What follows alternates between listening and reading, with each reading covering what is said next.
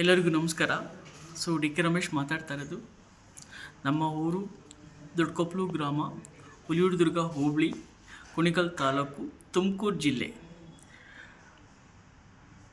ನಾನು ಬಿಗ್ ಬಾಸ್ಗೆ ಹೋಗೋದಕ್ಕೆ ಆಕಾಂಕ್ಷಿಯಾಗಿದ್ದೀನಿ. ನನ್ನಲ್ಲಿರುವ ಜ್ಞಾನವನ್ನು ಪ್ರಪಂಚಕ್ಕೆ ಅನಾವರಣ ಮಾಡಬೇಕಂತ ಅಂದ್ಕೊಂಡಿದ್ದೀನಿ. ಜೊತೆಲಿ ನಾನು ಬೇಸಿಕಲಿ ಎಲೆಕ್ಟ್ರಿಷಿಯನ್ ವರ್ಕನ್ನು ಮಾಡ್ತಾಯಿದ್ದೀನಿ. ನನ್ನದೇ ಆದ ಜನರ ಧ್ವನಿ ಅಂತ ಯೂಟ್ಯೂಬ್ ಚಾನಲ್ ಇದೆ. ನಮಗೇನು ಗೊತ್ತಿದೆ ನಾಲೆಡ್ಜನ್ನು ಪ್ರಪಂಚಕ್ಕೆ ತಿಳಿಸ್ಕೊಡುವಂಥದ್ದು, ಓಕೆ, ನಮ್ಮಲ್ಲಿರೋ ಜ್ಞಾನ ಐಡಿಯಾನ ಹೇಳುವಂಥದ್ದು. ಸಣ್ಣ ಮಟ್ಟದಲ್ಲಿ ಮಾಡ್ತಾಯಿದ್ದೀನಿ.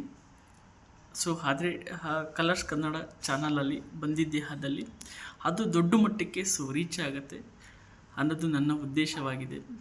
ಬದುಕುವ ಕಲೆಯನ್ನು ಕಲ್ತ್ಕೊಂಡಿದ್ದೀನಿ. ನನಗೆ ಗೊತ್ತಿರೋಷ್ಟನ್ನು ಒಂದಷ್ಟು ಜನಕ್ಕೆ ಹೇಳ್ಕೊಡ್ಬೇಕು, ಒಂದಷ್ಟು ಜನಕ್ಕೆ ಯೂಸ್ಫುಲ್ ಆಗುತ್ತೆ ಅಂತ ನಾನು ಬಿಗ್ ಬಾಸ್ಗೆ ಹೋಗ್ಬೇಕಂತ ಅಂದ್ಕೊಂಡಿದ್ದೀನಿ. ಬಿಗ್ ಬಾಸ್ ನಮ್ಮನ್ನು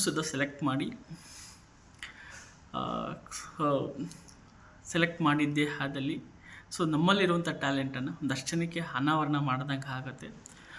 ನಮ್ಮ ಕುಣಿಗಲ್ ತಾಲೂಕಿಗೂ ಓಕೆ, ಈ ಕಡೆ ಭಾಗದಿಂದನೂ ಒಬ್ಬರು ಬಿಗ್ ಬಾಸ್ಗೆ ಬಂದಂತೆ ಆಗುತ್ತೆ ಈ ಬಿಗ್ ಬಾಸ್ ಸ್ಪರ್ಧೆಗೆ.